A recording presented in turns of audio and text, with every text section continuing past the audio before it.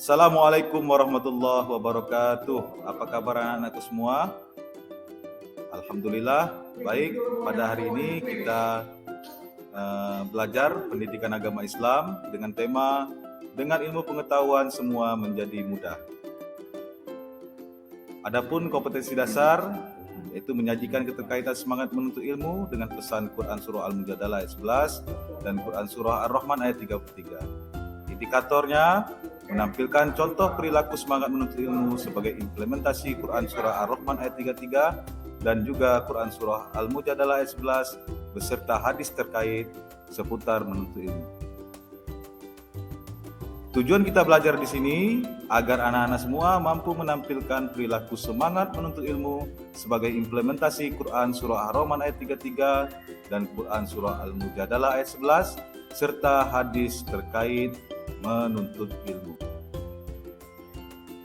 Baik, Bapak akan bacakan Quran Surah Al-Mujadalah ayat 11. A'udzubillahi minasyaitonirrajim. Bismillahirrahmanirrahim. Ya ayyuhalladzina amanu idza qila lakum tafassahu fil majalis fafsahu yafsahillahu lakum wa idza qila anshuzu fanshuzu yarfa'illahu alladhina amanu minkum walladzina utul ilma darajat wallahu bima ta'maluna khabir. Baik, mungkin untuk terjemahannya sudah disampaikan pada pertemuan sebelumnya. Kita lanjut ke Quran Surah Ar-Rahman ayat 33. A'udzubillahi minasyaitonirrajim. Bismillahirrahmanirrahim. Ya ma'syarul jinni wal ins in istata'tum an tanfuzu min aqtaris samawati wal ard fanfuzu la tanfuzuna illa bisultan. Baik anak-anakku, kita melangkah. Kita akan mempelajari hadis-hadis yang membicarakan atau bertemakan menuntut ilmu. Coba perhatikan hadis yang ada di layar. An Anas bin Malik qala Rasulullah sallallahu alaihi wasallam talabul ilmi faridatun ala kulli muslim. Rawahu Ibnu Majah. Yang artinya Anas bin Malik radhiyallahu anhu berkata, Rasulullah sallallahu alaihi wasallam bersabda, menuntut ilmu itu diwajibkan bagi setiap muslim. Hadis riwayat Ibnu Majah. Jadi di sini bisa kalian ketahui semua anak-anakku bahwasanya menuntut ilmu itu hukumnya wajib bagi umat Islam. Berikutnya, apa sih keutamaannya menuntut ilmu? Kita lihat hadis. An Anas bin Malik qala Rasulullah sallallahu alaihi wasallam man kharaja fi talabil ilmi fahuwa fi sabilillah hatta yarji'a. Rawahu Tirmizi. Yang artinya Anas bin Malik radhiyallahu anhu berkata, Rasulullah sallallahu alaihi wasallam bersabda, barang siapa yang pergi untuk menuntut ilmu, maka dia sama berjuang di jalan Allah Subhanahu wa taala sampai dia pulang. Hadis riwayat Tirmizi. Nah, contoh yang sangat kita kenal atau sering kita rasakan seperti anak-anak sekalian yang mungkin berangkat dari rumah pagi-pagi dengan niat bismillahirrahmanirrahim untuk menuntut ilmu di sekolah. Nah, kalian mungkin tidak sadar pahala kalian sama dengan pahala orang yang berjuang di jalan Allah Subhanahu wa taala sampai kalian pulang kembali ke rumah kalian masing-masing.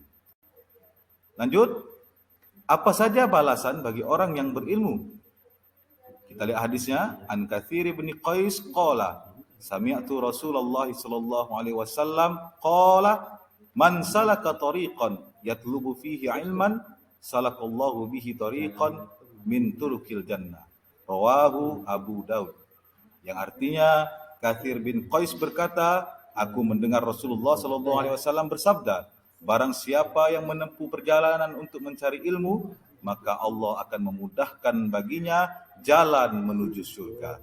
Subhanallah, betapa mulianya orang yang menuntut ilmu yang akan diganjar oleh Allah Subhanahu wa taala, yaitu dimudahkan jalan baginya menuju surga. Jadi, anak-anakku semua, kalau kalian berniat menuntut ilmu dari rumah menuju sekolah kalian, insyaallah Allah Subhanahu wa taala akan memudahkan jalan bagi kalian ke surga nanti.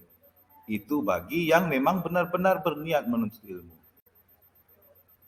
Baiklah anak-anakku, kita lanjut ke intisari daripada Quran surah Al-Mujadalah ayat 11 dan Ar-Rahman ayat 33 beserta hadis-hadis yang terkait menuntut ilmu.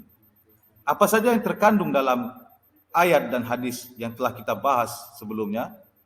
Yang pertama, kandungan Quran surah Al-Mujadalah ayat 11 itu Allah memerintahkan manusia untuk menuntut ilmu. Sudah jelas, menuntut ilmu adalah kewajiban bagi kita umat Islam.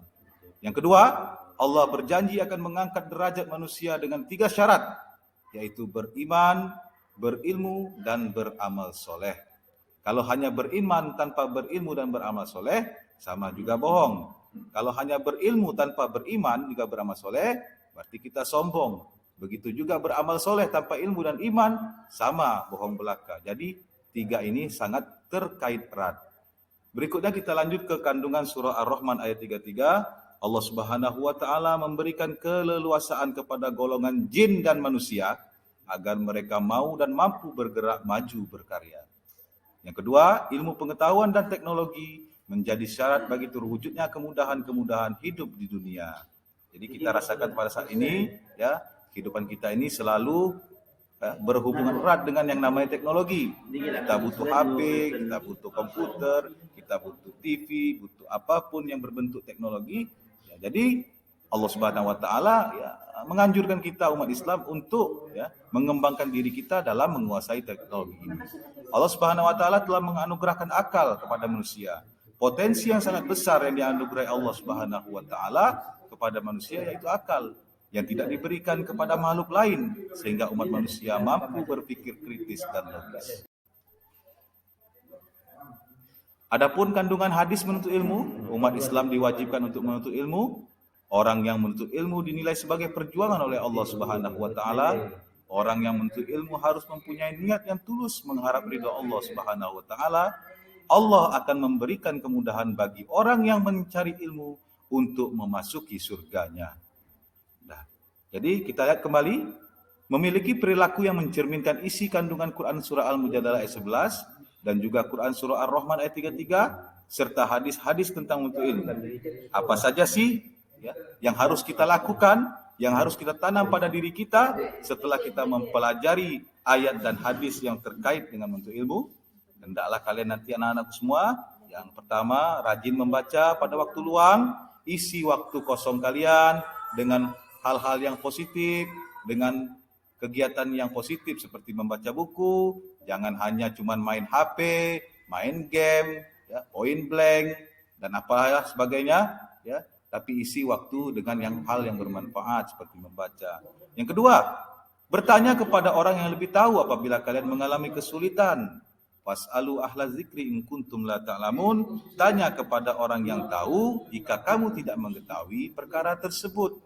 Ya, kalian bertanya tentang cara membuat lemari, jangan tanya sama tukang jahit. Nah, jadi tanya kepada orang yang memang tahu dan berpengalaman. Ketiga, rajin berlatih. Kalau hanya sekedar belajar tanpa berlatih, sama juga bohong. Ya. Yang keempat, berani berpikir kreatif. Dan yang kelima, ingat, salah satu kunci menguasai ilmu harus dicatat atau ditulis. Ya, sebagaimana pepatah, al-ilmu kasaid qayyid suyudaka bil hibalil wathiqah. Ilmu itu ibaratkan hewan buruan. Kalau hewan buruan sudah kalian panah, kalian tembak, kalian tombak tapi tidak kalian ikat, apakah kalian yakin hewan buruan itu tidak akan berlari? Pasti berlari. Salah satu kuncinya adalah ikat hewan buruan tersebut. Jadi kalau kalian mendapatkan ilmu dari guru kalian, ya silakan kalian catat apa yang telah disampaikan guru kalian.